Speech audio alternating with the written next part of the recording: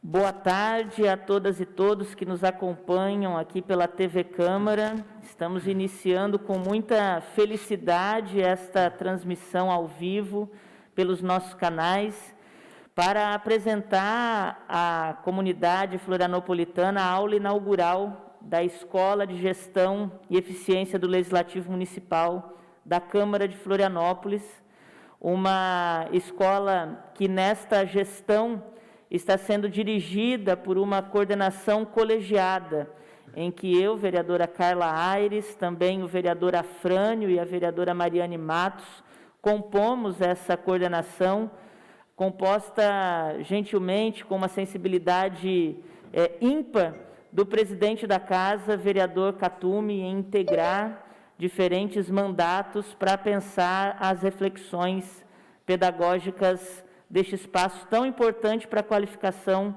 democrática e também do Poder Legislativo. Queria registrar aqui o agradecimento a toda a TV Câmara, que nos oportuniza essa transmissão ao vivo, também a presença do vereador Bericó em plenário para prestigiar essa aula inaugural.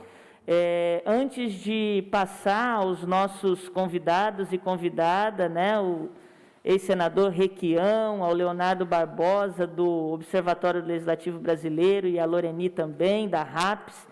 Quero passar para que o nosso presidente, Roberto Catume Oda, possa fazer a saudação em nome da Câmara Municipal a este momento tão especial. Obrigado, presidente.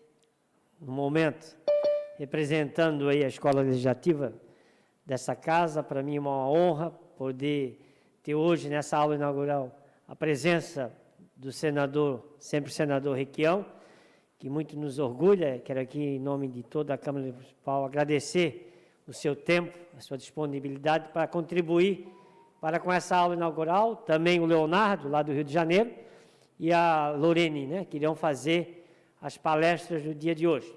Com certeza, as experiências... Sem som. Sim, com certeza...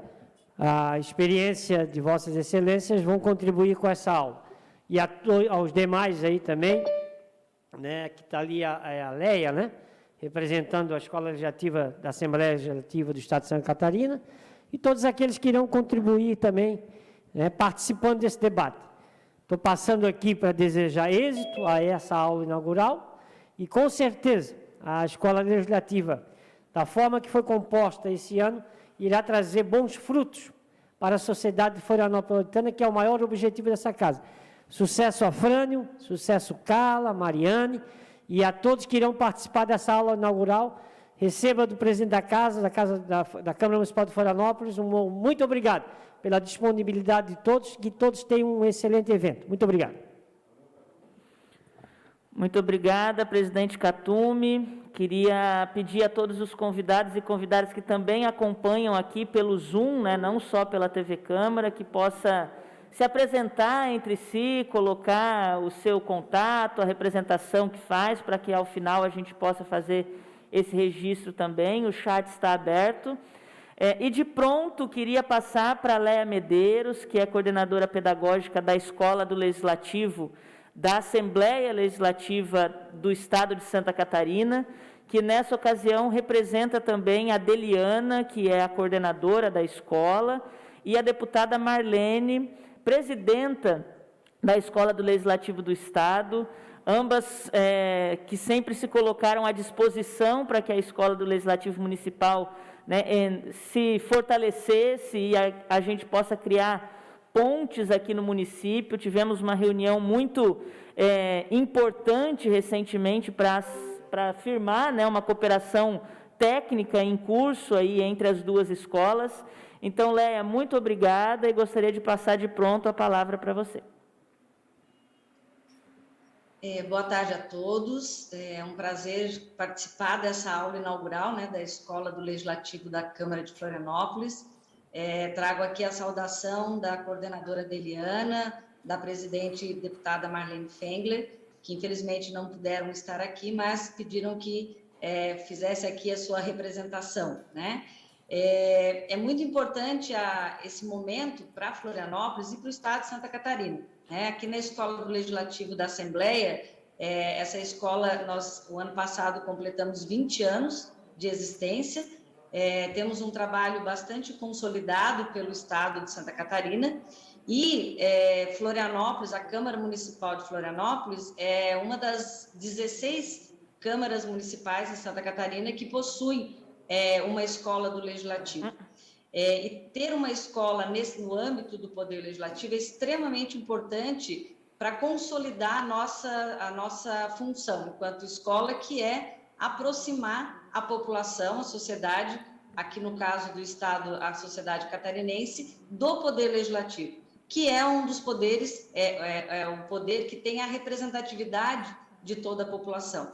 Então, saudar esse formato novo, né, de gestão colegiada entre 3 vereadores, como a vereadora Carla disse, eles já estiveram aqui na escola conosco, queremos colocar toda a estrutura da escola e todo o nosso conhecimento, né, e que a gente já tem aí nesses 20 anos de caminhada, e dizer que é extremamente importante ter um instrumento dentro da Casa Legislativa, um instrumento pedagógico de aproximação da população florianopolitana, no nosso caso aqui, com o Poder Legislativo. É através da educação legislativa, da educação para a democracia, que nós vamos conseguir dar um passo na qualificação do processo político da nossa cidade e do nosso estado. Então, quero deixar aqui a nossa saudação, toda a sorte nessa caminhada, nessa nova gestão colegiada, a vereadora Carla, ao vereador Afrânio, a vereadora Mariane, e contem conosco no que for preciso, a gente está aqui com as nossas portas abertas e para estabelecer parcerias e fazer com que essa instituição pedagógica da Câmara de Florianópolis, com essa nova gestão, tem aí um trabalho a ser consolidado e que seja referência para Santa Catarina. Por ser a escola do Legislativo da capital, provavelmente vocês tenham aí a procura de outros municípios, de outras câmaras municipais, para ter vocês como referência, né? Nós somos uma escola do Legislativo estadual, mas a comparação é o Legislativo municipal. Então, tenham todos aí uma boa gestão, né, nesse período aí de 2 anos que vocês estão iniciando, e contem conosco aqui no que for necessário. Então, boa sorte e boa atividade, uma aula inaugural com bastante êxito para todos nós. Muito obrigada, Léa. Estenda também a Adeliana e a deputada Marlene os nossos cumprimentos e muito obrigado, né, por essa parceria e por essa aproximação tão importante. Queria registrar também que o vereador Diácono chegou aqui no plenário para acompanhar a nossa atividade. Vereador Diácono Ricardo, muito obrigada pela presença, juntamente com o seu João Batista, um cidadão extremamente entusiasta da Escola do Legislativo também. Muito obrigada pela presença de vocês. Eu queria, então, passar para a nossa vereadora Mariane Matos, apresentar a Loreni, dizendo que essa aula inaugural e o nosso debate hoje gira em torno, né, da valorização do Poder Legislativo e a democracia. Então, foi esse o tema que nós ofertamos aos nossos convidados e convidada, e eu passo a vereadora Mariane para apresentar a Loreni e conduzir a sua fala aí entre 15 e 20 minutos para nós. Obrigada. Obrigada, Carla e Afrânio. Parabéns a esta casa, né, a Câmara Municipal de Florianópolis, que já traz um exemplo muito positivo desse colegiado, para cuidar e administrar e gerenciar essa escola. E a todos já nominados aqui, o meu boa tarde, né? Bom, a Lorene, como cada convidado, né, vai ser apresentado por quem o convidou, eu vou deixar o meu tempo mesmo para falar da Lorene, né? Agradecer, em primeiro lugar, Lorene, a tua disponibilidade. A Lorene, ela é gestora de políticas públicas, Ela é criadora e multiplicadora da Escola de Política e Cidadania. Eu a conheci no movimento da RAPES, eu sou líder RAPES, ela também, né, que é a Rede de Ação Política para a Sustentabilidade, um movimento nacional suprapartidário. Então, nesses movimentos, a gente não vê partidos, a gente vê boas ideias e boas práticas políticas. E é isso que a escola está norteando nesse momento, né? Então, e também ela é líder do Vamos Juntas, um grupo que foi criado para fortalecimento da participação das mulheres na política, um grupo nacional também. Então, Lorene, é assim que eu te apresento, aqui a gente não dá nome a partidos, né? Porque somos todos pessoas querendo fazer a boa política. Então, são as ideias, é esse compartilhamento de conhecimento, é nessa pauta que a gente vai nortear, eu acredito, as ações da Escola do Legislativo. E assim eu já passo a palavra para ela. A gente já vai começar, então? Eu achei que cada um ia apresentar. Então, tá. Então, Lorene, com muito prazer, eu passo a palavra para você, minha amiga, e dando boa tarde a todos que vão participar, né, como palestrantes, ao senhor Roberto Requião, também ao Leonardo, desejar a todos um ótimo evento, e aos nossos convidados que estão aí pelo Zoom, em especial a minha amiga Renata também, que é aí de outra região do Brasil, que está aqui acompanhando com a gente, uma mulher engajada na política também. Então, Lorene, muito obrigada por estar aqui, e a palavra agora fica com você. Lorene, eu vou levantar uma plaquinha aqui quando der os 15 minutos, e daí eu faço para todos os outros dois, para ir encaminhando assim para as considerações, tá bom? Muito obrigada. Perfeito. Obrigada, vereadora Carla, e inicio, né, expressando a minha gratidão pessoal como cidadã brasileira pela iniciativa, pela dedicação, por empenharem esforços, energia, tempo. Você, o vereador Afrânio, a vereadora Mariana, também parabéns ao presidente da Câmara de Florianópolis, que facilitou esse processo de construção, né, de uma escola legislativa que vai promover educação política. Né, eu acho que é isso que, um pouquinho, muito humildemente, me habilita a falar dentro do tema, né, valorizar o legislativo e trazer aí a educação política para a população. Junto disso, eu fui vereadora, fui a vereadora mais jovem eleita na história da minha cidade, aqui em Taubaté, interior de São Paulo. Não sei se alguém já teve a alegria de conhecer. Taubaté é um lugar muito bom, viu? Podem vir visitar. É a terra de Monteiro Lobato, né? E um celeiro de grandes artistas.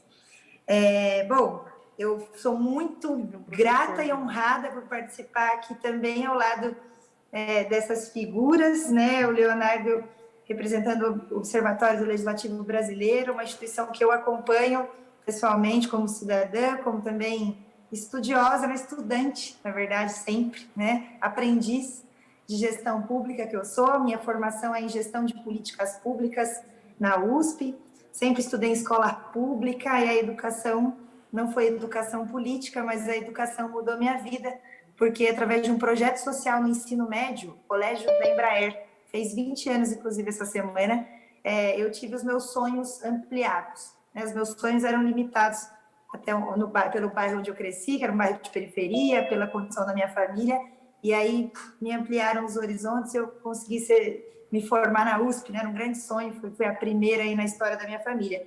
E está aqui ao lado do sempre senador Requião também, pessoa que, poxa, eu acompanho na política, sei do histórico, então, que alegria, né? E a todo o povo de Florianópolis, eu tenho pós-graduação na UFSC, fiz controle da gestão pública municipal na Federal de Santa Catarina e tinha a alegria de ir uma vez por mês aí a Floripa durante 1 ano e meio para concluir essa minha pós. Eu me sinto minimamente habilitada, então, como eu dizia a vocês, porque como vereadora aqui em Taubaté, eu sofri muito querendo colocar em prática algo em que eu acreditava, e é um pouco do que eu trago para vocês hoje aqui, e não conseguia colocar, né? Eu aprendi lá na faculdade, na parte conceitual da gestão pública, entendendo um pouquinho da função e atribuição dos 3 poderes, que a participação popular é um negócio bonito, é bom, é importante para os governos.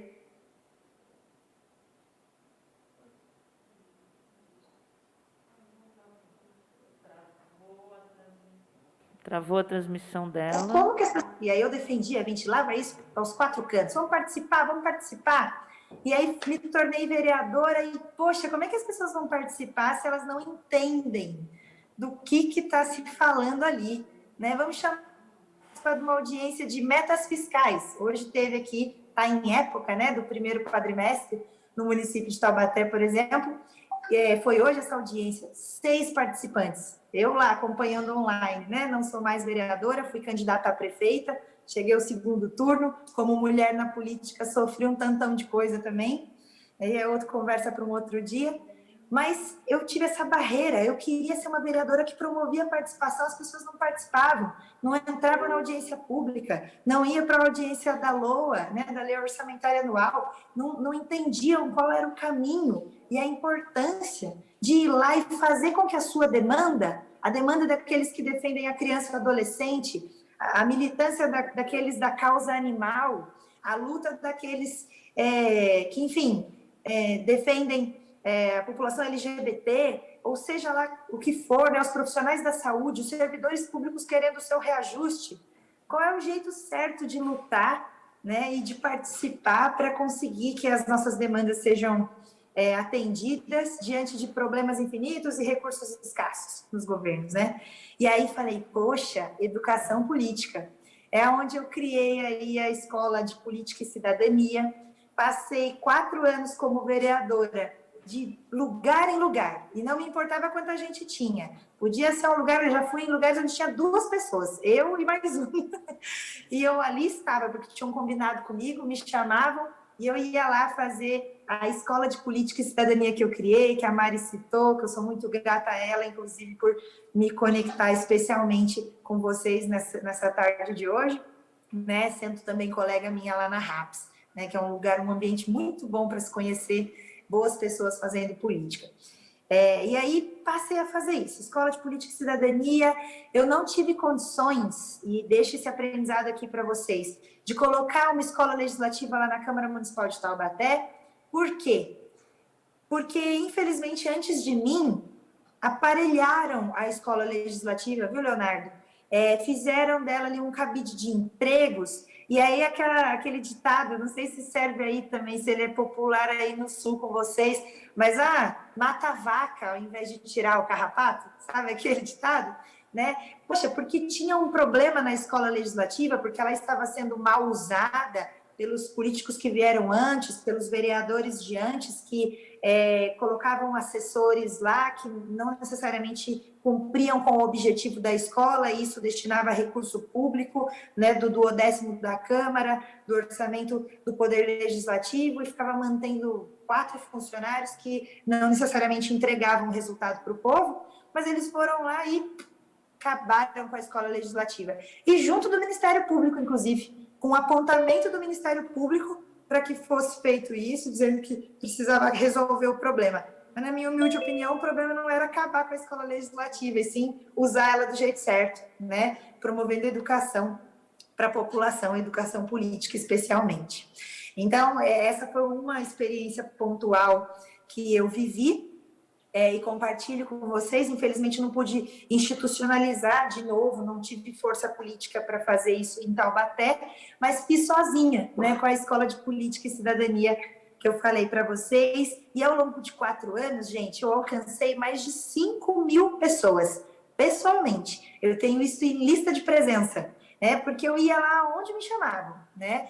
Eu ia na quermesse da igreja, hoje vai ter uma festinha, tem 10 pessoas reunidas aqui, vem fazer a Escola de Política e Cidadania.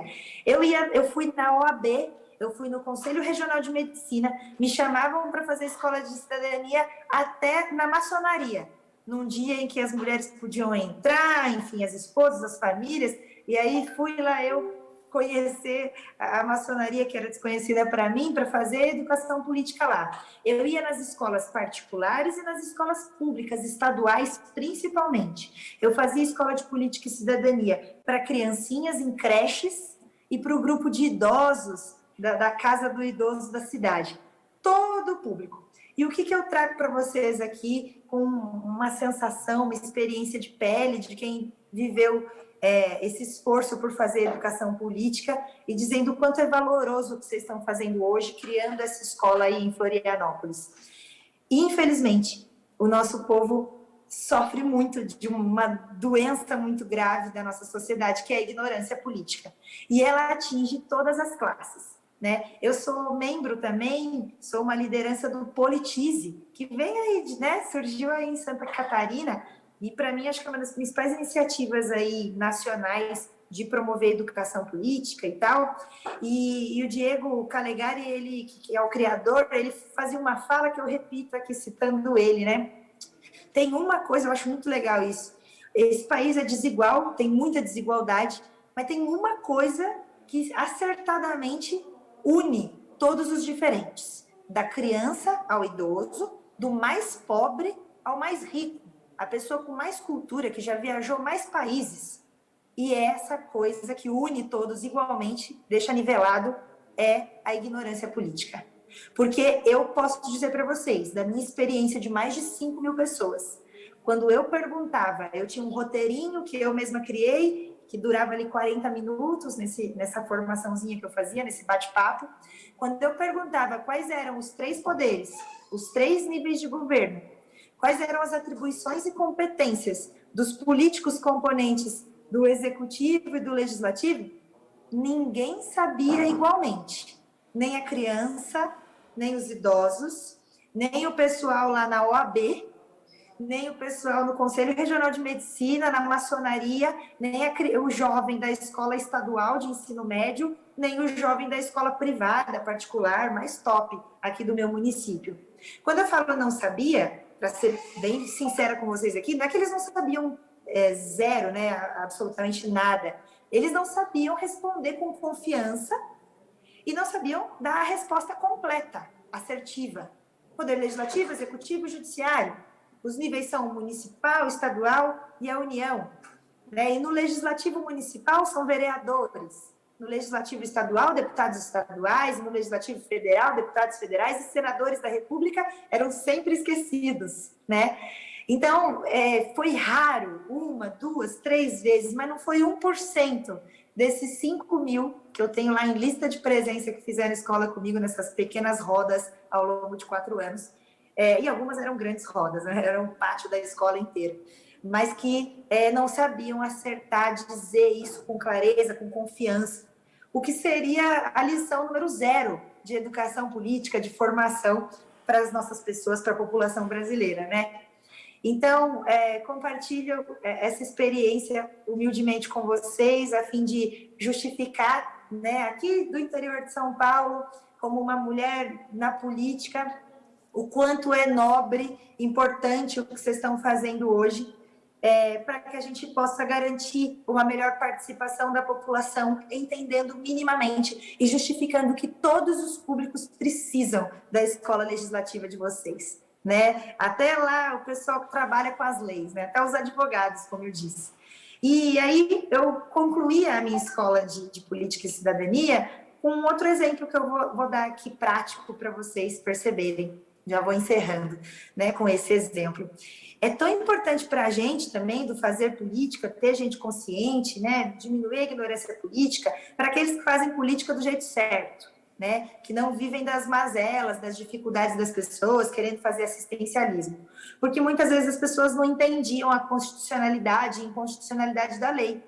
O que mais tinha lá na minha Câmara era a lei inconstitucional, colocando projetos populistas, mas que não poderiam ser colocados em prática, e a população ficava enganada por esses projetos. Eu cito muito um que incluía a obrigatoriedade de aula de Libras nas escolas municipais, e logo na semana seguinte veio um outro que colocava aulas de xadrez como obrigatórias, né?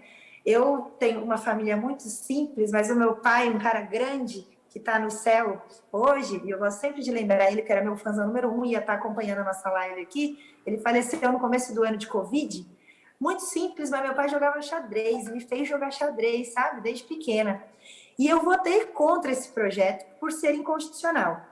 A galera do xadrez veio em cima de mim, assim como na lei de Libras, porque eu votei contra, porque o projeto era inconstitucional, veio em cima de mim também, né? E aí me mostrou o quanto mais urgente ainda era a necessidade de promover educação política para a gente conseguir fazer política do jeito certo. Porque senão as pessoas vão te cobrar de coisas que não são certas vão te pedir coisas que não são sua função, sua atribuição, né? Então, com base nesse exemplo, eu encerro aqui minha contribuição, muitíssimo grata e honrada, mais uma vez eu repito, de participar desse lançamento aí com vocês. O nosso país precisa de educação política, de escolas legislativas que contribuam nesse sentido. Eu me tornei uma voluntária da educação política, criei depois uma escola de líderes para fazer formação de pré-candidatos políticos, municipal, foi bem legal, né? Segue até hoje, já está na 2ª edição, é sempre ano intercalado de eleição. Então, sigo lutando aí, e contem comigo como cidadã brasileira, né? Irmã de vocês aí nessa missão de educar. Fico à disposição, muito grata, parabéns e obrigada. Obrigada, Lorene. Parabéns pela tua fala, esse teu entusiasmo, essa tua motivação. A gente vê que tu amas o que tu fazes, essa política, né? Agora, como voluntária também, colocando essa vontade de participar e hoje participando aqui do lançamento da nossa escola do Legislativo. Muito, muito, muito obrigada. E eu passo agora a palavra, então, para a Carla, que eu achei que tinha alguém falando. Estou ouvindo bem. Como vamos agora? Aqui. Então, obrigada, Lorene, também, pela sua contribuição. Obrigada, Mari, né, por estender o convite à Lorene, por estar compondo juntamente aqui com a vereadora Fran e eu essa gestão colegiada. E eu vou passar de pronto para o Leonardo Barbosa, queria dizer também da alegria de tê-lo conosco. Lembrar também que a ideia da Escola do Legislativo é que a gente trabalhe neste tripé, que de alguma forma foi pontuado pela Lorene, né? Dessa relação entre o poder legislativo, o poder executivo e a sociedade. As parcerias que nós colocamos nos nossos planos de trabalho para a escola, tanto a Mari, eu e a vereadora Frânio, contempla essa concepção de escola de legislativo, né? Por isso que a parceria que a Leia trouxe em relação à escola do Legislativo Estadual vai se consolidar, e também conversas que nós temos já programadas para parcerias com as universidades públicas e privadas também do município, que produzem conhecimento, como a Universidade Estadual de Santa Catarina, a Universidade Federal de Santa Catarina, da qual eu tenho muito orgulho de ser um produto ali, né? Fiz o meu doutorado em Sociologia Política lá, a Mária da Estadual, a Frânio também professor, e na Sociologia Política minhas pesquisas sempre estiveram em torno da participação e da representação, e estou muito feliz em ter conosco aqui o Leonardo, que é um dos pesquisadores sêniores, né, do Observatório do Legislativo Brasileiro, que vai nos falar também dessa perspectiva da valorização do poder legislativo e da democracia. Leonardo, também 15, 20 minutos para ti, para depois nós passarmos para o nosso sempre senador Roberto Requião. Obrigado, vereadora Carla, a Mariane e a Frânio, pelo convite. Eu fiz uma pequena apresentação, eu fiquei um pouco em dúvida sobre como seria o formato. Vocês acham pertinente que eu compartilhe? Eu vou fazer isso, mas... por favor, me digam se vocês estão vendo bem a apresentação, me ouvem bem? Está dando para ver. Maravilha. Na TV também está? Tá, né? Então tá certo, Léo. Maravilha, obrigado, gente. Eu confesso que eu não sei se... talvez a apresentação que eu tenha preparado tenha ficado um pouco grande. Eu vou tentar ser breve e pegar os pontos centrais aqui, mas não sem antes agradecer, né, novamente as vereadoras e ao vereador Carla, Mariane e Frânio, que me convidaram, parabenizar pela iniciativa.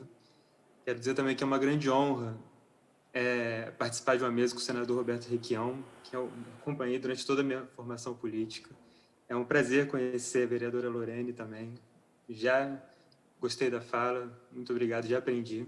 Eu não vou trazer coisas de uma experiência de quem realmente se engajou em campanhas políticas, né? Nesse sentido, me diferencio na mesa, mas é isso, eu estudo política, estudei política na maior parte da minha vida já a essa altura, e faço parte do Observatório Legislativo Brasileiro hoje em dia, uma iniciativa que é sediada no IESP, um instituto ligado ao UERJ, aqui no Rio de Janeiro, já há 3 anos, se eu não me engano, que a gente pesquisa e tenta conhecer melhor o Congresso Nacional para poder dar mais transparência ao processo legislativo e contribuir para os setores sociais, para as organizações, para os movimentos que estão querendo ser mais engajados e serem mais participativos no Congresso, né? A nossa ideia é de quanto mais informação, e quanto mais análise e quanto mais conhecimento nós tivermos sobre como funciona o Congresso, mais ele é transparente, mais capacidade a sociedade vai ter de se engajar no processo legislativo, na vida legislativa do país.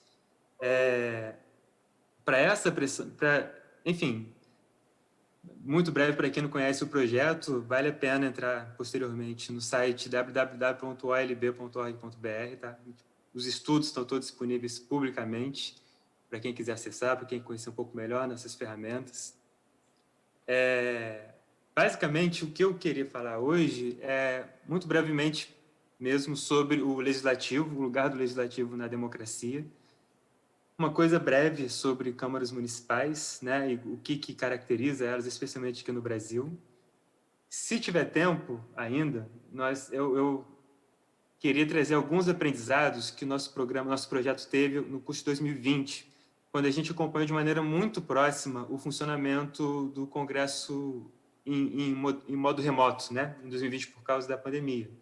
E os aprendizados e desafios que essa experiência de 2020 no Congresso Nacional colocam para o Legislativo de forma geral, tanto do ponto de vista das dificuldades enfrentadas, como das possibilidades para o futuro, né? Por favor, gente, vocês fiquem bastante à vontade para me interromper em algum momento, se quiserem fazer intervenções, comentários ou perguntas. E é isso. Muito brevemente, eu queria destacar que nem sempre essa relação entre Congresso, entre assembleias, né, e democracia foi exatamente uma coisa clara ou óbvia, né? As primeiras assembleias, elas surgem de forma muito aristocrática, na verdade, né, muito nobiliárquica, e principalmente para limitar o poder de monarcas, ainda no século XVIII. A ideia principal é você ter um corpo político que pudesse limitar o quanto o rei ou a rainha, o monarca, de forma geral, o governo, pudesse tributar esses nobres e o quanto ele poderia usar o poder dele para convocar o poder militar, especialmente, né? Porque, sendo um tema sensível, né, uma vez que o poder militar ele reforça o poder real e facilita o poder tirânico, o poder autoritário. Então, essa função do Congresso de botar um limite no poder monárquico é uma função, ou no poder do governo, é uma função que até hoje existe nos congressos modernos, né? Essa função que a gente tem de controle, de fiscalização, de transparência. É uma função absolutamente crucial, mas ela é uma função que já não dá conta do que é o Congresso na modernidade, principalmente no regime democrático, né?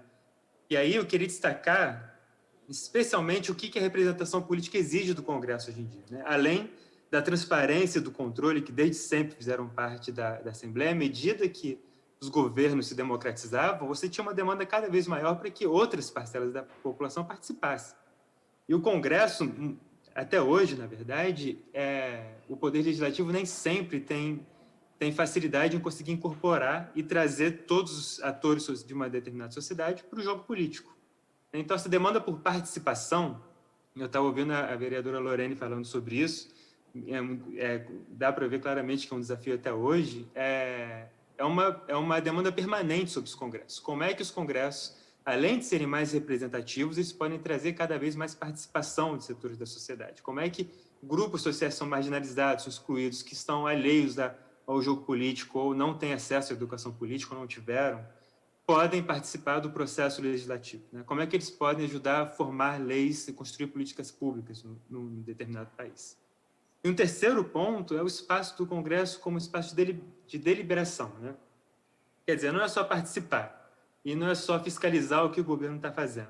É você também entender que uma gestão democrática, uma gestão que seja mais transparente, que seja mais participativa, que seja mais aberta, que envolva mais atores, vai também produzir políticas públicas que são melhores. Você vai ter um governo que é melhor porque você conseguiu trazer mais pessoas para a discussão.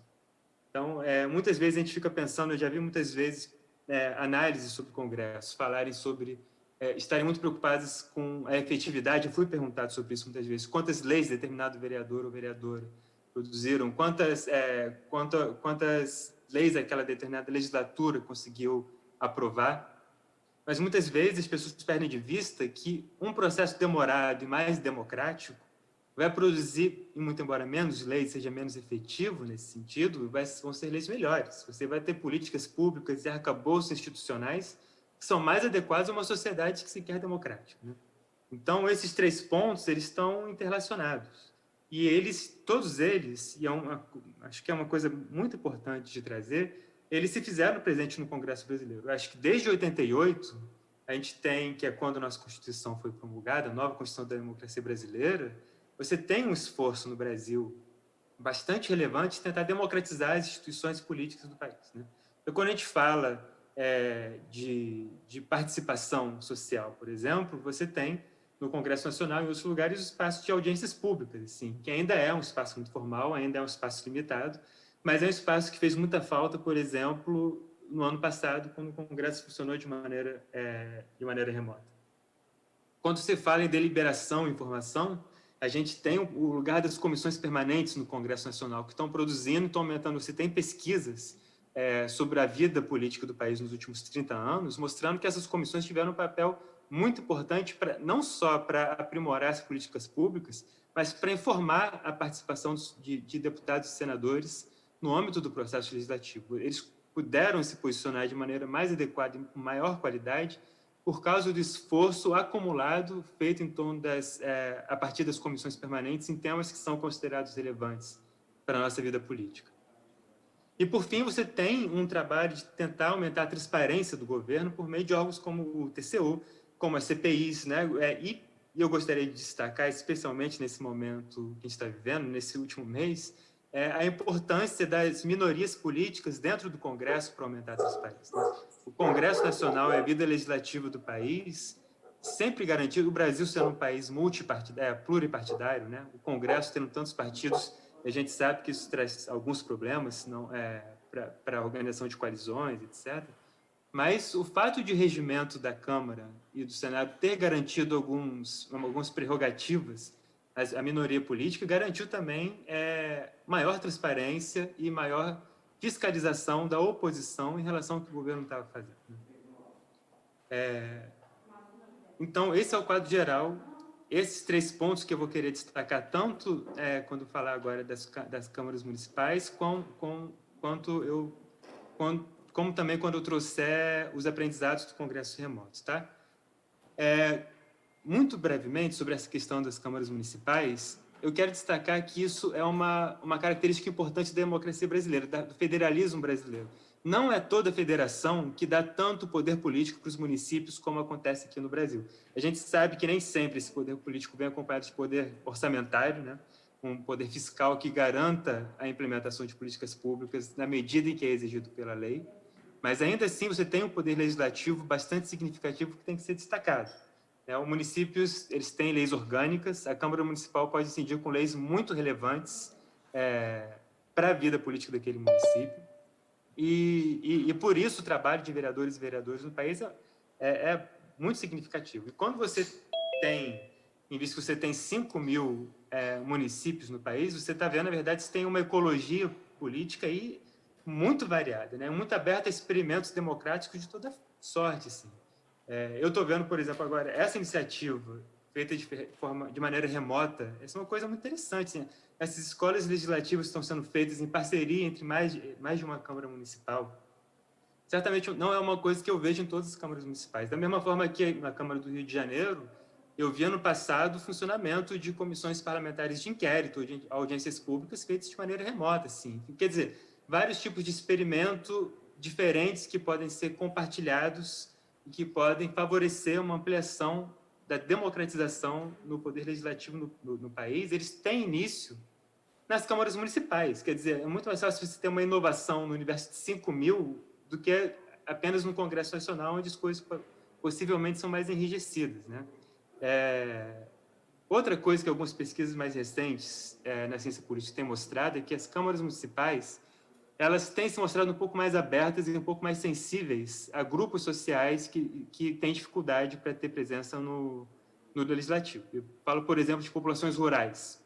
O Brasil sendo um país urbano, hoje em dia, não é trivial para uma população rural, para um município caracterizado por uma economia mais agrária, ter uma representação política no Congresso Nacional. Nas câmaras municipais isso é mais fácil. Isso é bastante relevante. Isso não é dizer que não tem os problemas. Você ainda tem uma representação muito desigual nas câmaras municipais no Brasil de maneira geral.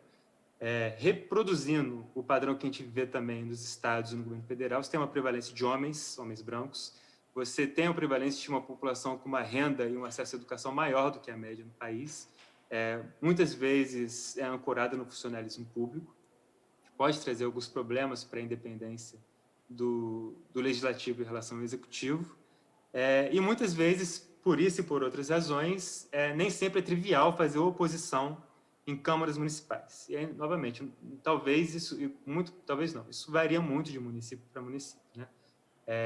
Mas as forças políticas locais, muitas vezes pouco democráticas, né? A ideia de um mandonismo ou de grupos locais que são mais autoritários, mais tirânicos, posso falar de grupos milicianos, por exemplo, e tantos outros que usam o poder da força, usam a força bruta para fazer o poder político prevalecer, para fazer a vontade prevalecer. Eles têm uma influência muito decisiva em câmaras municipais, né? Então, tem alguns desafios muito grandes. E, junto com isso, a gente também pode falar que as câmaras municipais no Brasil, de forma geral, novamente, aqui não é o caso da Câmara de Florianópolis ou do Rio de Janeiro, ou da maior parte das grandes cidades, mas tem um déficit de profissionalização de estrutura que é bastante precário. Obviamente, assim, eu vejo aqui a ideia de um compartilhamento de aprendizados e de estrutura entre câmaras municipais, cidades maiores, cidades menores, uma coisa bastante interessante para você poder contornar alguns dos problemas que vêm disso, né? Assim, tem cidades que são muito pobres, tem cidades que não vão ter dinheiro sequer para uma sala básica com o mínimo de estrutura para conduzir esse tipo de trabalho legislativo. Então, conhecer melhor essa realidade é uma coisa realmente bastante importante para a gente pensar o legislativo no Brasil. 15 minutos, Léo. 15 minutos, eu sabia que isso ia acontecer. Eu vou falar muito brevemente sobre esse projeto do Congresso Remoto, porque a gente acompanhou, e aqui eu vou passar, a gente chama de Congresso Remoto por quê? Porque em março de 2020 o Congresso decidiu que não teria mais sessões presenciais e que, por isso, adotou uma série de resoluções, tanto na Câmara quanto no Senado e no Congresso Nacional, conjuntamente, para ter um funcionamento remoto, certo? E o que isso implicou para o processo legislativo? As comissões permanentes foram fechadas, né? Você deu mais poder para o colégio de líderes e, basicamente, o que o Congresso Nacional fez foi garantir que as leis pudessem ser votadas em plenário. Então, em vez de você ter todo aquele trâmite, passando por comissões e tendo audiências e tendo uma discussão, você tinha um colégio de líderes que avaliava e botava para votação se uma matéria seria urgente ou não, e sendo urgente, ela é direto para plenário, né? Eu trouxe alguns dados aqui, mas eu sabia que não ia dar para falar sobre eles, mas eu queria pelo menos trazer esses 3 pontos aqui. O Congresso, ele conseguiu nesse tempo tomar decisões, isso foi muito importante, né? A gente sabe que o mundo está vivendo isso hoje, uma renovada de espíritos autoritários por parte de muitos governos, e você ter congressos capazes de tomar decisões nesse momento é uma coisa muito importante. Qualquer país, sob qualquer presidente, você tem um Congresso que possa referendar um projeto de lei é uma coisa determinante. O Congresso conseguiu fazer isso, ele conseguiu mostrar que tem essa estrutura institucional. Novamente, trazendo aqui por que essa estrutura, a estrutura que muitas vezes é precária em câmaras municipais, por que ela é tão importante? Porque, graças a ela, o Congresso conseguiu tomar decisões nesse ano de 2020. Isso é uma coisa muito importante. Agora, ao mesmo tempo, o Congresso... E a gente viu também alguma capacidade do Congresso dar voz para a oposição, né? Que também é uma coisa bastante importante. Você poder ter uma postura mais crítica em relação ao governo, novamente, toda democracia, isso é importante. Agora, aqueles outros 2 pontos, principalmente na deliberação e na participação, eles foram muito prejudicados, né? Você não teve uma participação da sociedade em muitos projetos de lei que eram considerados muito importantes. Até hoje, a gente pode pegar o exemplo desse projeto de lei que acabou de ser aprovado na Câmara dos Deputados sobre licenciamento ambiental, por exemplo. Independentemente do mérito do projeto de lei, você não pode, um projeto de lei dessa importância, ser aprovado em plenário sem ter uma discussão com todo o devido processo legislativo, né? Então, você teve uma perda de qualidade na democracia nesse momento, nesse modelo de funcionamento. Mas por que toda essa reflexão é importante? É isso que eu queria trazer. Porque eu acho que a tecnologia e as novas tecnologias, elas foram empregadas nesse momento de forma muito emergencial, né? Você tinha uma impossibilidade de fazer o funcionamento presencial e recorreu-se a elas. Mas o que eu quero pontuar e trazer para debate é como isso também pode ser usado para aprofundar a deliberação, para aprofundar o acesso à informação, a participação social, a participação política e talvez até mesmo providenciar estruturas mais baratas e tão úteis quanto as câmaras municipais, que muitas vezes não têm acesso, não tem recursos. Assim. Meu ponto é, de que forma que essa experiência remota e essas novas tecnologias podem ser usadas para aprofundar a representação política e trazer soluções para os problemas que estão colocados para o Legislativo brasileiro. Acho que esse é o ponto de reflexão que eu queria trazer. Me desculpe se eu me estendi mais do que devia, mas eu agradeço muito o convite e... um segundinho. Gente, eu agradeço muito o convite e eu estou agora tentando descompartilhar minha tela, para ser sincero. Por isso que eu não estou... Um segundinho. Foi, obrigado. Agradeço o convite e espero ter contribuído, tá bom, gente? É isso. Leonardo, muito obrigada. Acho que esse ponto de reflexão que tu trazes ao final pode ser, inclusive, um desafio a que a gente construa aqui, né, um debate na Câmara, em outras câmaras também, de como responder na prática a essa provocação positiva que você faz para nós. Bom, quero passar ao vereador Afrânio para que faça a apresentação, ainda que dispense a apresentação, do nosso sempre senador Requião, para que possa fazer a nossa aula magna desta Escola do Legislativo. Afrânio. Bem, boa tarde a todos. Obrigado a Lorene e o Leonardo pelas contribuições. E eu quero já antecipadamente, de público, agradecer o nosso querido senador Roberto Requião por aceitar o convite ao lançamento da nossa Escola do Legislativo em Florianópolis. E, como disse a Carla, o Requião dispensa apresentações, mas eu pensei aqui algumas informações. Se o senador me permitir, me der essa liberdade, eu vou apenas fazer referência. O senador Requião, ele é formado em Direito pela Universidade Federal do Paraná. Isso eu já sabia. O que eu não sabia, que também ele é formado em jornalismo pela Pontifícia Universidade Católica do Paraná. Pós-graduado em Planejamento Urbano pela Fundação Getúlio Vargas. Ele é aquele que cunhou a famosa frase, o PMDB de guerra. É dele, esse lutador gigante, né? Que enfrenta de maneira destemida todos aqueles que querem impor a força por meio da baioneta e do coturno. Portanto, um democrata radical, me permite chamar assim, senador. Foi deputado estadual em 1983, 85. Em 85,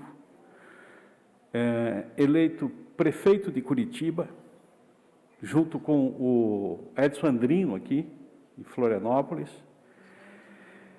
que teve a oportunidade de governar de 1986 a 89, foi secretário do Desenvolvimento Urbano do Estado do Paraná, governador do Paraná, senador da República em 2 mandatos, de 1995 a 2002, 2010 a 2018, governador do Paraná de 2003 a 2007 e eleito novamente governador em 2007 até 2011. O conjunto da obra me permite dizer que tem quase 40 anos de vida pública e que, nesse período, fez mais de 20 milhões de votos nas 9 eleições que disputou. É uma trajetória de um político com P maiúsculo, vitorioso, que pauta sua atuação com coerência e determinação como poucos. Com a palavra, o senador Roberto Requião. Afrânio, eu fiquei entusiasmado com esse convite que você me fez para participar desta escola de governo da Câmara de Vereadores de Florianópolis. Eu entrei no processo político com a intenção de abrir as portas dos parlamentos e da administração pública a uma participação maior da população. Para você ter ideia, Frânio, quando prefeito de Curitiba, eu criei a primeira ouvidoria do Brasil, no modelo português. O povo falava, e isso com muita contrariedade dos vereadores, que queriam o monopólio absoluto da palavra. Mas consegui aprovar, e ela foi a primeira do Brasil. Quando eu fui deputado, eu consegui colocar na Assembleia Legislativa do Paraná a Tribuna Popular. É uma iniciativa bacana, modelo suíço. Organizações sociais a nível do Estado, organizadas a nível do Estado, podiam se inscrever e, em determinado dia, por força do regimento da nossa Assembleia, que foi modificado, teriam a palavra dirigida ao conjunto dos deputados estaduais. E essa minha formação, esse desejo de modificar para melhor as estruturas políticas do Brasil é antigo. Afrânio, o meu trisavô foi o lugar-tenente do Frei Caneca na Confederação do Equador. Eu sou descendente de baianos, de sergipanos, e aqui no sul, no nosso Paraná, eu tenho avós italianos e alemães. Mas nesse processo todo eu sou um mestiço brasileiro. Eu tenho sangue de índio, eu tenho sangue de negro, nessa história de colonização e de construção civilizatória do nosso país. Eu, no governo do Estado do Paraná, fui governador 3 vezes do Estado do Paraná, por eleição direta. Eu criei todas as terças-feiras, e é por isso que eu me entusiasmo com a iniciativa de vocês, a escola de governo. Como é que funcionava a escola de governo? Todas as terças-feiras, o primeiro e o segundo escalão, o terceiro escalão do governo do Paraná, se reunia no grande auditório do Museu Oscar Niemeyer e uma secretaria fazia a exposição do que pretendia e do que estava fazendo. O interesse, Afrânio, era dar uma unidade para a condução do Estado que fosse conscientemente assimilada por todos os companheiros nossos na gestão. Aí foi o primeiro fracasso que eu encontrei nessa proposta. Você não faz ideia, os parlamentares todos eram convidados, eles não apareciam lá. Havia um desinteresse por parte da Assembleia Legislativa sobre as políticas públicas. Eu lembro que eles só apareciam quando, por exemplo, um programa do governo do Estado ia distribuir alguns cheques, verbas para prefeitos do Paraná. Daí eles apareciam. Então, um dia, ironizando um pouco esse processo, eu anunciei publicamente que eu ia distribuir um ônibus magnífico, desses articulados, e que seria sorteado entre os presentes, e o vereador que fosse sorteado poderia entregar o ônibus ao prefeito que desejasse, ao município que desejasse. Rapaz, foi a primeira vez que eu tive praticamente os 54 deputados do Paraná na Assembleia. Eles só não sabiam que eu havia recebido da Marco Polo uma miniatura, uma grande miniatura, mas uma miniatura, de um ônibus articulado, que eles queriam que o Estado do Paraná estimulasse as prefeituras à compra. Então, eu sorteei o ônibus e, em determinado momento, o deputado que ganhou recebeu das minhas mãos, para sua decepção, aquela belíssima miniatura. Foi o dia que os deputados se interessaram por isso. Quando eu introduzi na Assembleia Legislativa a tribuna popular, foi uma guerra interna. Eu usei da minha capacidade de convencimento a todos os deputados, havia grande resistência, mas esbarrei, Afrânio, num obstáculo que eu não imaginava que existisse. A tribuna popular é uma prática do parlamento suíço, mas não havia organização social no Estado do Paraná à altura de utilizá-la. Ela passou muito tempo sem que um movimento social reivindicasse o uso da palavra na Assembleia Legislativa. Então, o que eu vi é que havia uma defasagem entre o meu conhecimento teórico da democracia participativa e da própria organização popular do Estado do Paraná. Mas eu apostei pesado nesse processo. Ultimamente, eu fui presidente do Parlamento Europeu Latino-Americano, com sede em Bruxelas, na condição de senador brasileiro. E fui presidente ou vice-presidente, alternadamente, do Parlasul, com sede no Uruguai, e do Parlatino, com sede no Panamá. Eu acho que eu posso passar a vocês um pouco da experiência que eu tive nesse processo todo.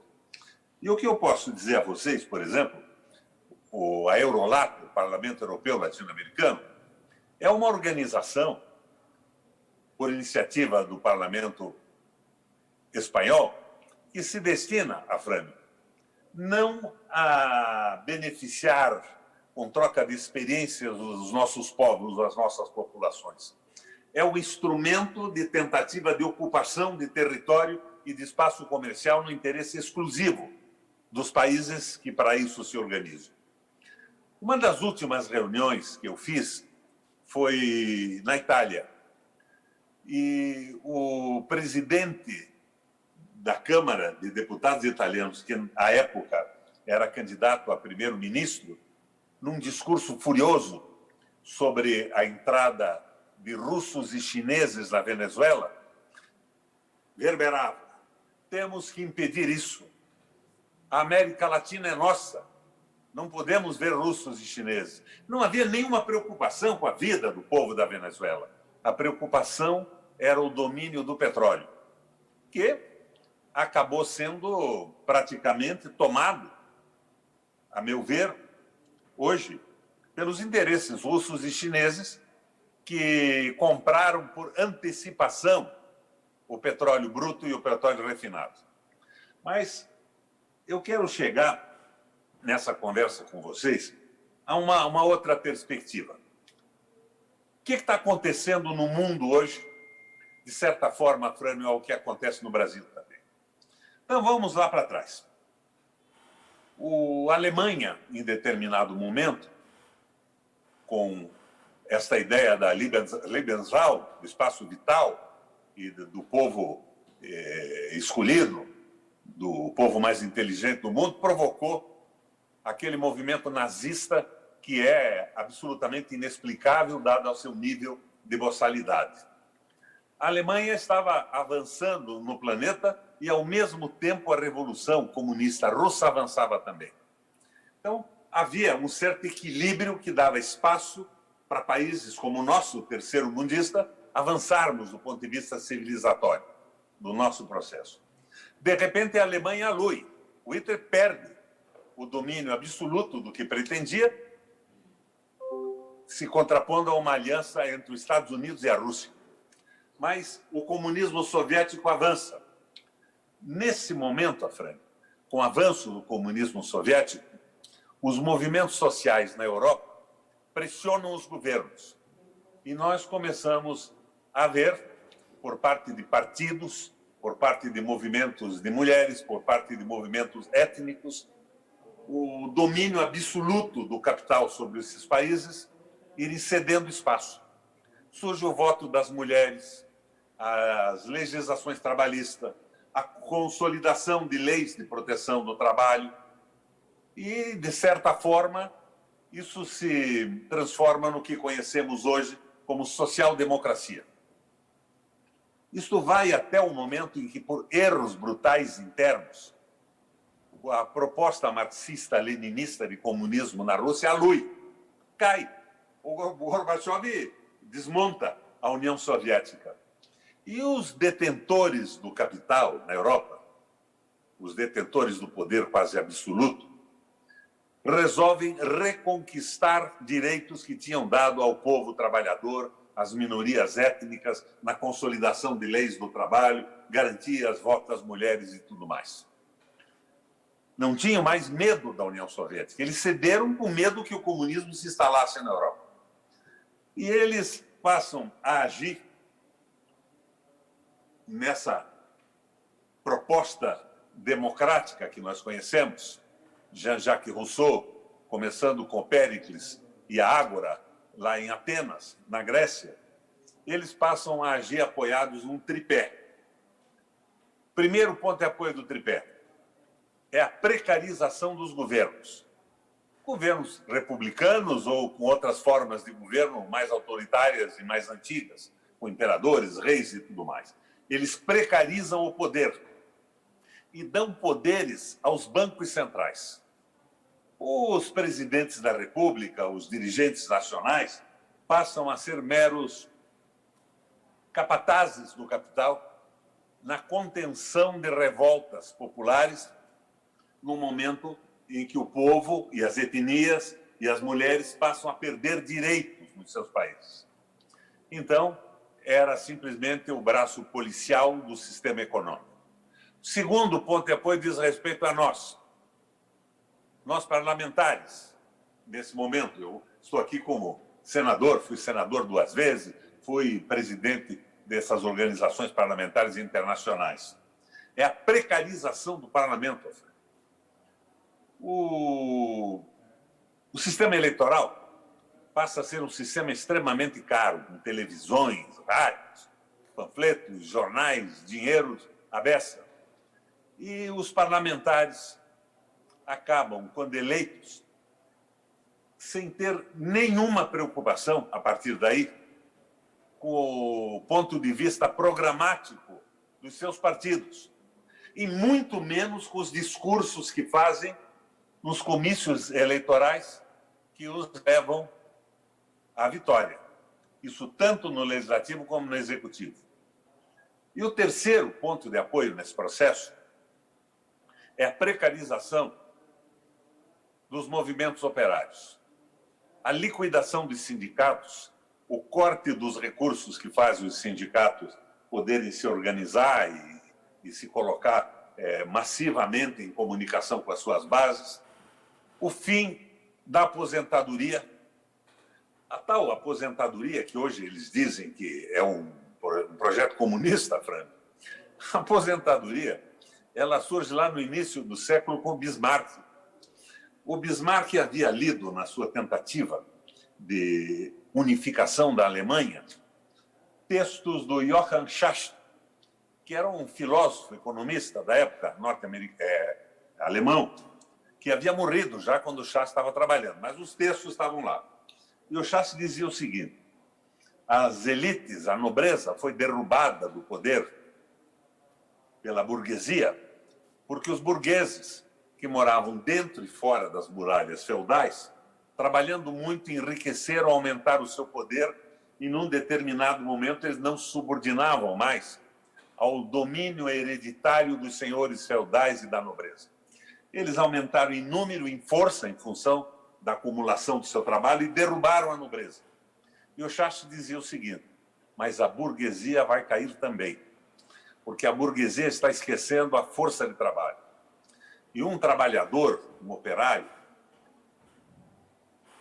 tem condição de vida enquanto vige a sua força de trabalho em idades mais jovens. Ele fica velho e a sua força de trabalho estiola, e ele não tem mais condição de sobrevivência. Mas a economia do mundo está mudando, a fase comercial avança para a fase industrial, máquinas a vapor, aquilo tudo. E dizia o Shasta, eles vão derrubar a burguesia e vai haver uma revolução proletária no mundo e na Alemanha. E o Bismarck disse, não, aqui eu não quero isso. E bolou a aposentadoria tripartita. Participação do Estado, do empregador e do empregado, para que o trabalhador mais velho, com a força de trabalho estiolada, pudesse viver com decência. Até isso acabaram nesse processo de avanço do capital financeiro no mundo. Isso aqui no Brasil é uma coisa que está diante de nós a cada momento. O corte dos sindicatos, o fim da aposentadoria e tudo mais. É uma coisa tão maluca que na crise, nas famosas crises de 30, a própria Alemanha saiu disso, sacrificando o domínio absoluto do capital. O Horace Greeley Yarmar Schacht, que foi o comandante da reforma econômica da Alemanha, que estava totalmente escravizada, inclusive com dívidas de guerra originadas do famoso Tratado de Versalhes, a Alemanha entregava toda a sua produção com pagamento de dívida de guerra. O Schacht resolveu, da noite para o dia, reduzir praticamente a zero a rentabilidade dos investimentos no governo, títulos públicos, e os empresários alemães, os donos do dinheiro, diziam, o nosso dinheiro vai virar pó da noite para o dia, porque a nossa moeda não é conversível, como, aliás, a brasileira não é hoje, e nós não vamos ter onde aplicar, nós vamos para a pobreza absoluta. O Schacht propõe o seguinte, não, se vocês investirem na reconstrução da Alemanha, num pacto feito por grandes empresas alemãs com o Estado, para a recuperação da infraestrutura, nós garantimos uma rentabilidade de 4,5% ao ano. Eles tiveram que, por imposição do Estado, colocar o dinheiro e a Alemanha começou a ser reconstruída de tal forma que a boçalidade do Hitler surge na continuidade do processo e se instala um governo nazista que é uma abominação para a espécie humana. Nos Estados Unidos foi um pouco diferente. O Keynes, que aconselhava o Roosevelt, Franklin Delano Roosevelt, no New Deal, o novo pacto, em determinado momento, o Roosevelt o Keynes deu ideias a partir do movimento alemão, mas modificadas. E o Roosevelt se encantou com a linha de montagem criada pelo Ford, Henry Ford. O Henry Ford montou uma linha de montagem que era o seguinte, um grupo de operários participava da produção do carro, do famoso Fordinho. Um grupo se especializava na fundição do bloco, outro grupo se especializava na construção da caixa, outro na lataria. E desta forma, com essa linha de montagem, eles reduziram muito o custo do automóvel e o Ford foi um sucesso nos Estados Unidos e no mundo. Aliás, eu tenho aqui na minha garagem um Fordinho 28, há mais de 25 anos. É uma belezinha de um carro, é o início da produção automobilística. O Roosevelt se encantou. A indústria americana, que estava numa crise brutal, mas que ainda era uma indústria diferenciada, passa a adotar a linha de montagem. E o Ford passa a ser, então, cultuado como o criador da retomada do desenvolvimento norte-americano. O Roosevelt resolve dar a ele o maior título, a maior comenda que um industrial americano teria recebido por parte do Estado. E o Henry Ford recusa a homenagem. Recusa por quê? Pergunta o Roosevelt. Ele responde, eu recuso porque se os Estados Unidos inteiro começar a utilizar a linha de montagem fordista, vai acontecer o seguinte, a produção vai aumentar muito, mas todos vão falir. O Roosevelt pergunta, mas por que, Ford? Ele diz, porque nós não temos consumo. Nós não tendo consumo, não adianta aumentar a produção, que vai quebrar tudo do mesmo jeito. Mas, meu Deus, então o que eu faço? E veio o primeiro conselho do Ford para o Roosevelt. Presidente, por lei, diminua a carga horária do trabalhador norte-americano e, por lei, aumente o salário para recriar a possibilidade do mercado de consumo. Por aí sai os Estados Unidos da crise, da mesma forma que a Alemanha saiu, só que, no caso americano, com uma preocupação um pouco maior com as pessoas, com a renda das pessoas, e alavanca o processo dessa forma. Mas e aqui no Brasil, o que está acontecendo? A tal ponte para o futuro do Temer e do Marcos Lisboa nada mais é do que faz hoje com mais velocidade o Guedes. Aquela ponte para o futuro implantada depois do impeachment da Dilma era como o Rubinho Barrichello e o Schumacher andando na mesma pista. O Barrichello era o Meirelles, era o Joaquim Levy, o Nelson Barbosa, e o Guedes é o Schumacher. Correm na mesma pista com o mesmo objetivo e com mais velocidade. Hoje, com essa história da desmoralização da política que levou à presidência do Brasil o Bolsonaro. Então, o que eu estou tentando dizer nessa conversa que estou tendo com vocês, que o problema não é só o problema técnico de uma Câmara de Vereadores, de uma Assembleia Legislativa, no Senado ou da Câmara Federal. É a absoluta inconsciência histórica dos movimentos políticos e da saída do Brasil desse processo civilizatório. Atrás disso veio a Lava Jato. Eu fiquei empolgado com a Lava Jato. Eu estava no Senado, revoltado com a corrupção que eu via no dia a dia e nada acontecia. Inclusive, eu convidei o Sérgio Moro para participar das nossas comissões permanentes do Senado, e ele foi lá. Mas, num determinado momento, eu percebi que não havia nenhuma preocupação com a corrupção e com os corruptos. Era uma tentativa de desestabilizar um processo político, vamos admitir, endemicamente corrompido, que vivia o Brasil e vive até hoje, para retirar da competição mundial empresas brasileiras, acabar com a nossa soberania e ferrar de forma pesada os trabalhadores do nosso país. Eu acho que este é o processo fundamental para o entendimento do que está acontecendo. O Bolsonaro é a continuidade da ponte para o futuro do Lerner, que cá entre nós foi escrita, segundo consta nos noticiários e nas pessoas que estiveram mais perto disso, pelo Marcos Lisboa, que, por acaso, Afrânio, era o secretário do Tesouro do primeiro governo do Lula. Nós vimos nesse processo de avanço pressões em cima do PT. É evidente que a sensibilidade política do Lula garantiu algumas direções dos programas que favoreceram os trabalhadores.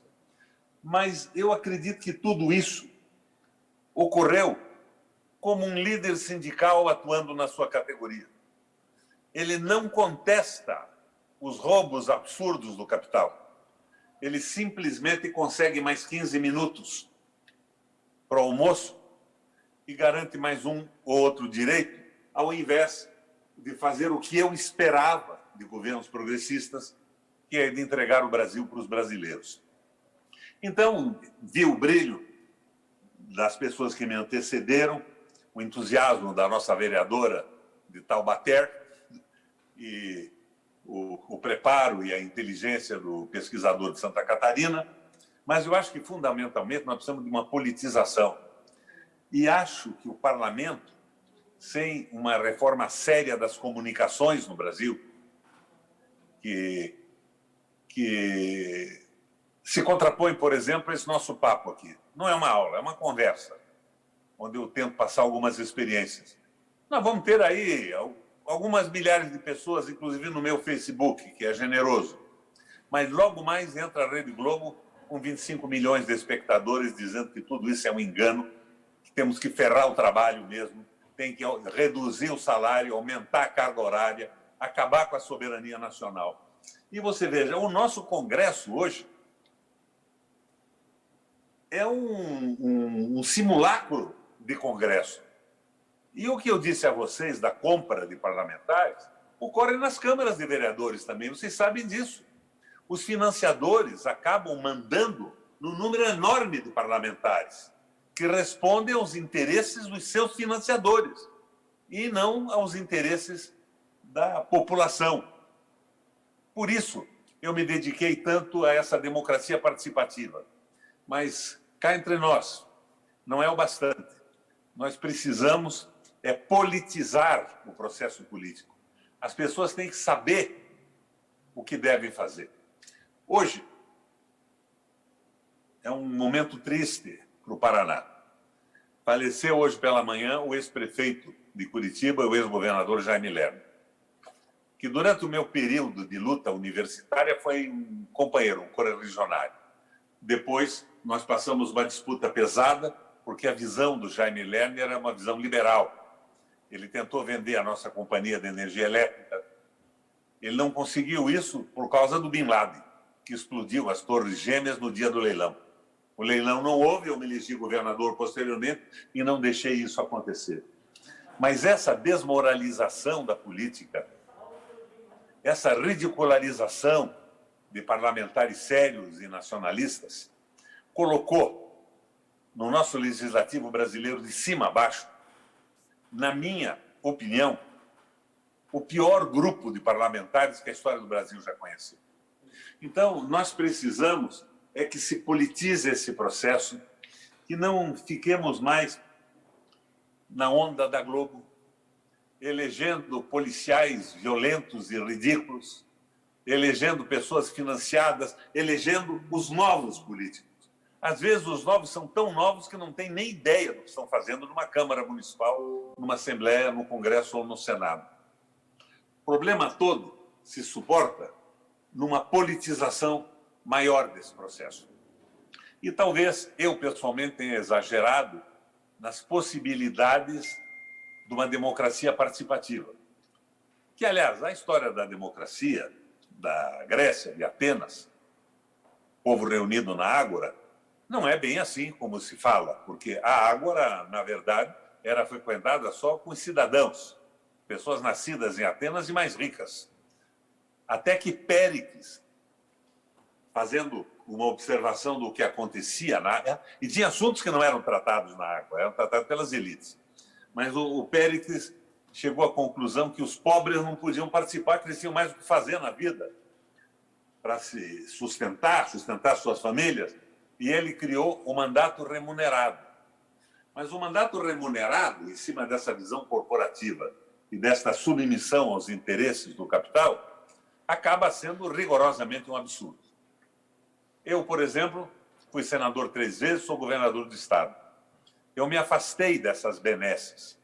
Eu recebo hoje, estou aposentado hoje, pelo INSS. Eu recebo R$ 3.072 por mês. Na última eleição, Globo, as fake news, diziam que eu estava aposentado com 5 aposentadorias, que eu nunca tive. Nós fomos destruídos pelo comando da informação nas mãos de uma mídia subordinada aos interesses do grande capital. E hoje o que vivemos no Brasil é uma proposta de nos transformarmos numa grande fazenda de um povo mal pago em submissão aos interesses de outros países que viveram uma crise do liberalismo e procuram sair dela com a exploração do Brasil. É o que eu disse a vocês a respeito da Eurolat, é o que eu digo a vocês a respeito do meu amigo, Sérgio Moro, era meu amigo, em determinado momento, se revelar como um operador da CIA e do FBI americano, livrando pessoas com um grupo de promotores falsificando depoimentos para abrir espaço para quem? Para o fim da corrupção? Não. Abrir espaço para o fim da construção civil, o fim da independência do país e o massacre dos trabalhadores. Então, eu quero louvá-los pela iniciativa de colocar isso em discussão. Mas eu acho que a discussão, além das técnicas que nós podemos ter e da técnica legislativa submetida a uma série enorme de leis, nós temos que discutir a política econômica do Brasil. Lembrando sempre que o direito nada mais é do que a consolidação do poder. E a consolidação do poder é feita por quem domina o legislativo e domina o executivo no financiamento fantástico dessas campanhas. O Brasil tem que sair disso. Daí você diria, mas e você, Requião, o que você está pensando? Eu estou pensando que nós devíamos ter, nesse momento, uma proposta nacional. Nacional, não partidária. Restabelecendo a soberania do Brasil. Um referendo revogatório, anulando todas essas medidas do Temer, do Bolsonaro e mesmo do governo anterior da Dilma e do PT. Algumas foram bárbaras. O início da entrega do petróleo veio com o Fernando Henrique, mas a continuidade foi a partilha. E depois a substituição dos 30% da Petrobras e do monopólio da operação no governo da Dilma, numa aliança com o governo da Dilma e o José Serra. Eu estava no Senado nessa época e eu e alguns companheiros lutamos como pudemos contra isso. Tínhamos certeza que íamos ganhar no plenário, até que veio a ordem do governo de apoiar a proposta do José Serra. Então, não estou fazendo um ataque a ninguém. Eu acho que são erros. Eu não sei que tipo de pressão levou a essa tentativa de aliança contra o Brasil, contra os nossos interesses. Mas o fundamental é que, se cometemos muitos erros, nós temos que chamar os nossos erros de experiência. Então, eu imagino a revalorização do trabalho, a democratização das comunicações, um referendo revogatório e um projeto de desenvolvimento sustentável, colocados como o projeto da oposição no Brasil. E, de preferência, um candidato. Qual seria, Franco? Para mim, qualquer um, desde que esse projeto mobilizasse a opinião pública nacional e fosse aderido pelo candidato possível. Bom, não é possível isso. Cada partido é uma plataforma de lançamento do ponto de vista legal no Brasil. Tudo bem, então que os partidos ditos de oposição lançassem os seus candidatos, mas todos declarando adesão a esse projeto básico de mudança nacional. E mais as idiosincrasias pessoais de cada partido político, de cada grupo. Mas nós teríamos uma grande discussão nacional, estaremos trabalhando para a politização do nosso povo e da nossa gente. E, com a politização, eu acho que nós podíamos avançar um pouco mais. Agora, não é bem pertinente o que eu vou dizer ao objetivo de vocês. Essa convocação dos partidos de oposição numa manifestação pública no dia 29, é hoje, né? A meu ver, é profundamente inadequada. Nós estamos nos igualando ao o pastor Mandalaia, como é que é o nome? Malafaia, ao Guedes e ao Bolsonaro pedindo para o povo se reunir na rua. Porque não há a mínima possibilidade de não haver contaminação numa manifestação pública. O momento agora é de exigir a vacina, tomar cuidado com a máscara, como vocês estão fazendo aí. Eu não estou sozinho em casa, não tenho a possibilidade de contaminar ninguém. E o gel alcoólico, o gel de álcool ou álcool acima de 70%. E nós temos que utilizar os meios que temos para protestar. Como esse que nós estamos usando aqui agora, vocês organizando uma discussão sobre a política no Brasil. Cada um usando os seus meios, mas nós não podemos incorrer na mesma irresponsabilidade do Bolsonaro e do Malafaia, de provocar aglomerações, que daí estariam perdendo a razão e estaríamos sendo tão prejudiciais ao país como são eles. Então, eu acredito que eu coloquei.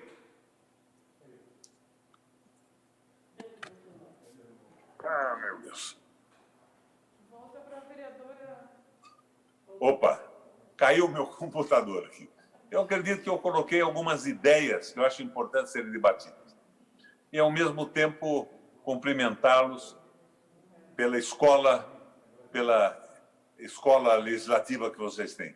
Mas eu queria dizer que, se não mudar o sistema político, se a extração dos parlamentares, vereadores, deputados e tudo mais continuar da mesma fonte, essa tapiação da violência, os homens que são capazes de fazer a chacina de Jacarezinho, essa barbaridade que eu vejo no processo político brasileiro, nós vamos andar muito pouco. A politização é básica. se as pessoas tiverem consciência do que é a globalização, os interesses geopolíticos dos Estados Unidos. E eu, quando proponho um combate aos interesses geopolíticos dos Estados Unidos, Afrânio, eu acrescento o combate aos interesses geopolíticos da Rússia e da China. A China tem 1,5 bilhão de habitantes. Ela quer do Brasil matéria-prima barata para conseguir vencer essa guerra pelo domínio tecnológico e comercial do mundo. Nós temos que ter o nosso projeto e dizer a eles, aos chineses, por exemplo, respeitamos a política interna de vocês que tem que sustentar 1,5 bilhão de pessoas, mas respeitem a nossa. Agora, no momento, nós não temos política alguma.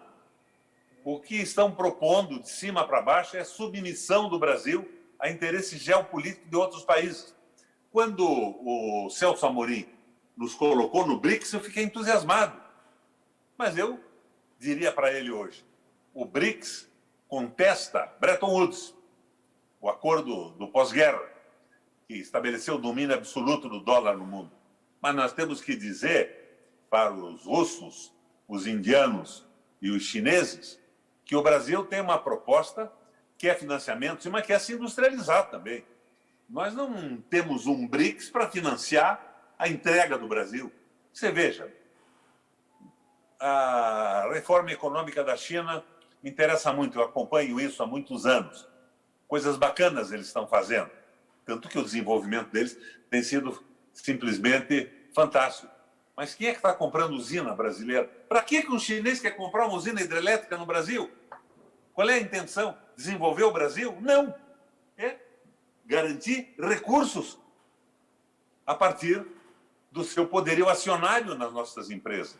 Não tem cabimento isso. E é esse tipo de consciência que tem que ser forjado. Minha gente, o que eu gostaria de ter dito para vocês é o que eu disse até agora. Um abraço, estou à disposição.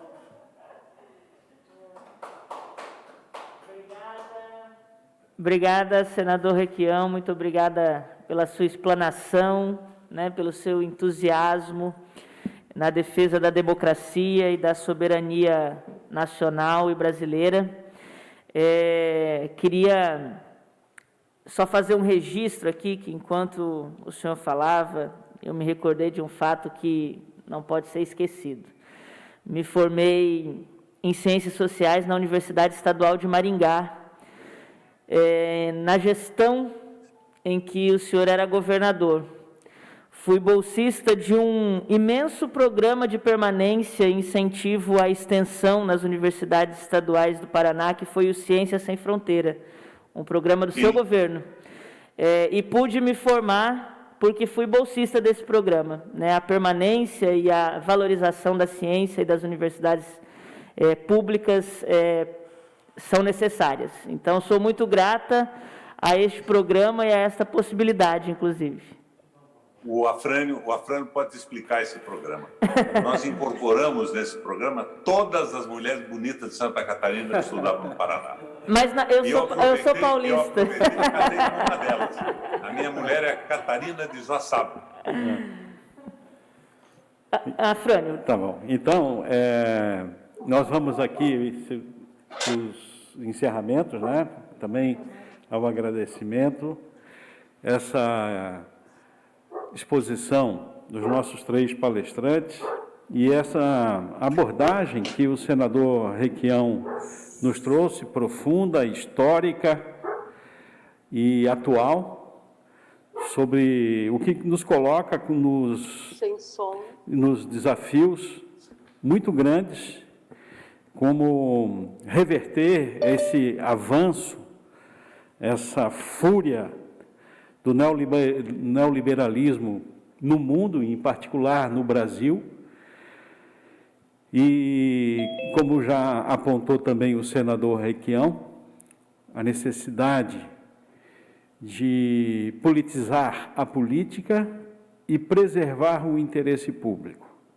Esse compromisso é um compromisso que eu tenho absoluta certeza é da direção da Escola do Legislativo Municipal, que a gente, na nossa gestão, vamos buscar dar consequência prática. Eu agradeço enormemente o senador Requião, a Loreni e também ao Leonardo. Um abraço a todos e sucesso no nosso trabalho. Vereadora Mariane, se quiser também fazer as considerações.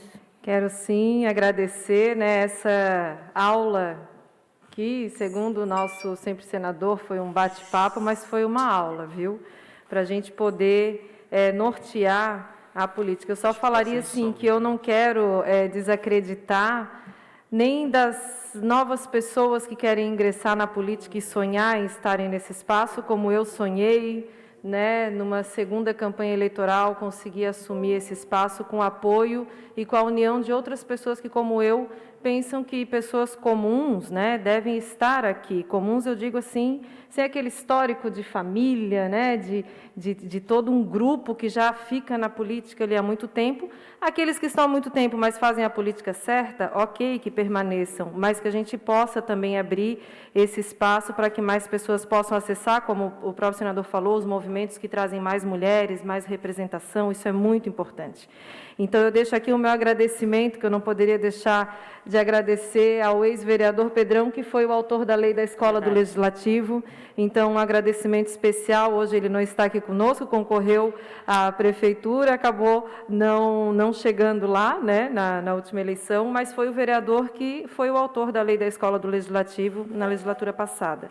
Deixar o meu agradecimento, o meu abraço especial à Lorene, que eu sou fã, que a gente continue fazendo aí as nossas ações, as parcerias, né, pela boa política, pelas boas práticas políticas.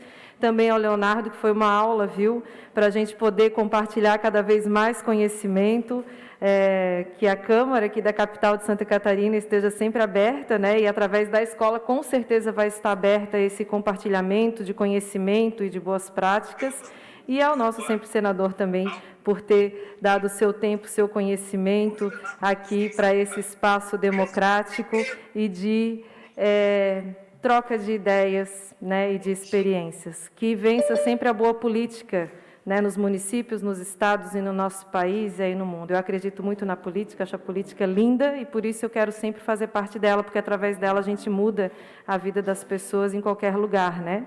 Então, muito obrigada e obrigada aos meus colegas que, a partir dessa aula inaugural, começam aí os nossos trabalhos nesse colegiado, mostrando que a união é que vai fazer a diferença nessa transformação política, né? E como você sempre diz, a amizade cívica. Exatamente. Antes de terminar, queria agradecer também ao senador Requião, à Loreni, ao Leonardo, grato conhecer, né, vocês dois e tê-lo aqui. Falando em atividades que nós vamos continuar, teremos no dia 10 e 11 de junho um seminário promovido por essa Escola do Legislativo sobre a Lei 13.465 de 2017, que é a lei do REURB, né, da regularização fundiária. Teremos uma formação para todos os vereadores, vereadoras e assessorias, porque estaremos num processo de discussão desse tema aqui no município. Agradecer a todas e todos que acompanharam aqui pelo Zoom, Rose, Estevão, Camila, Márcia, Cássia, Janice, Margarida, Ana Mercedes. Registrar aqui a presença também da Eliane Schmidt Mescoloto, presidenta do Partido dos Trabalhadores da capital, e agradecer a toda a assessoria da TV Câmara, toda a assessoria dos nossos mandatos que oportunizaram a gente transmitir e construir esse momento, e mais uma vez agradecer a presidência da Câmara Municipal